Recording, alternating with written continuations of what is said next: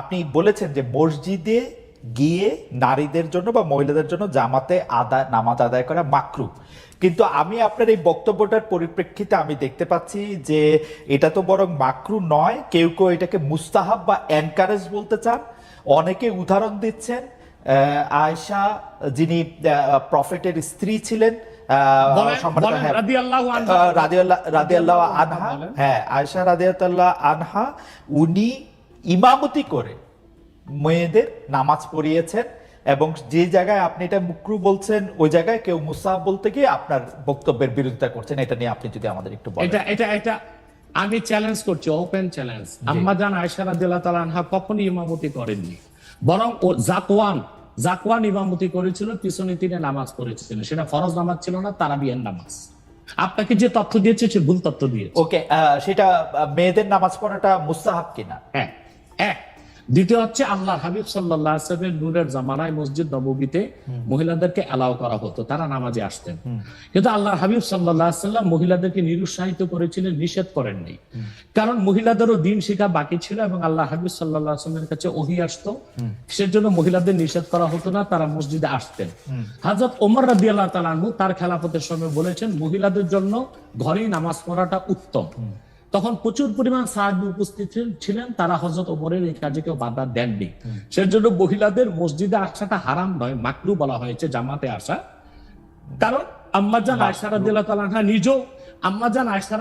আনহা নিজেও বলেছিলেন যে বর্তমানে মানে ১৫০০ বছর আগেই আম্মাজান আয়েশা বলেছেন যে এখন মহিলাদের মসজিদে না আসাই উচিত ফিতনার এই সময়।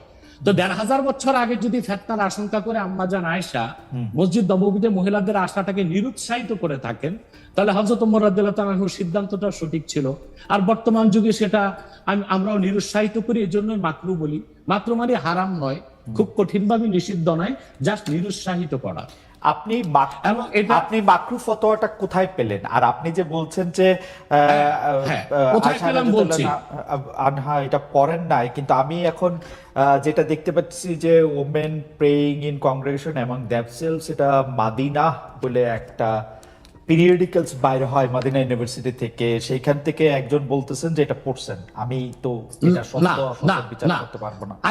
আয়েশা রাদিয়াল্লাহু তাআলা আনহা ইমামতি করেননি, তিনি জাকওয়ান ওনার খাদেমের পিছনে নামাজ পড়েছেন। ওকে, সেটা ফরজ নামাজ ছিল না, তারাবিহের নামাজ ছিল। জি, এটা বুখারী শরীফের হাদিস। আমাকে সময় দিলেন বের করে দিব। আচ্ছা ঠিক আছে, আপনি কি এইটা একটু বলবেন যে মাকরুটা আপনি কোথায় পেলেন? এটা হানাফিদের সর্বসম্মত মত। হানাফিদের সর্বসম্মত মত যে মেয়েদের মসজিদে গিয়ে নামাজ পড়াটা মাকরু। জামাতে হজের সময় ওটা ভিন্ন বিষয়, ওইটা ভিন্ন বিষয়, ফরজ, হজটা ফরজ, এবং সেখানে নামাজ আদায় করা ওই সময় মেয়েরা জামাত আদায় করতেছে, ওইটা ওরা করতে পারবে, কিন্তু পরে আর এমনিতে নরমালি আর পারবে না।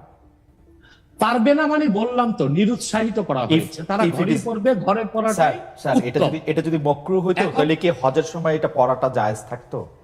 না, স্থানকাল ভেদে পার্থক্য আছে না। আপনি এখন তো আজকে আগামীকাল দুপুরে আপনি পানাহার করতে পারবেন, কিন্তু পহেলা রোজায় দুপুরে পানাহার করতে পারবেন? সেটা তো হারাম হয়ে যাবে না? তার মানে স্থানকাল পাত্র বেশে হুকুমটা ভিন্ন হবে না? হবে, কিন্তু যেটা হজে পারমিটেড, যেটা হজের মাঠে পারমিটেড, সেটা আর পৃথিবীর কোথাও বাক্য হইতে পারে?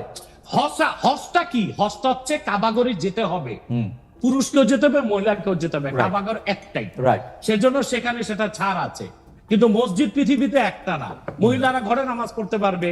হ্যাঁ, তারপর আমরা এটা বলে থাকি, যেমন কোন মহিলা ঢাকা গেল শপিং করার জন্য, এখন নামাজের সময় হলো, সে বাড়িতে আসতে নামাজ কাজা হয়ে যাবে, সে বাইতুল মুকাররম যে নামাজ পড়ে নেই, মহিলাদের জন্য যদি সুব্যবস্থা থেকে পড়তে পারবে।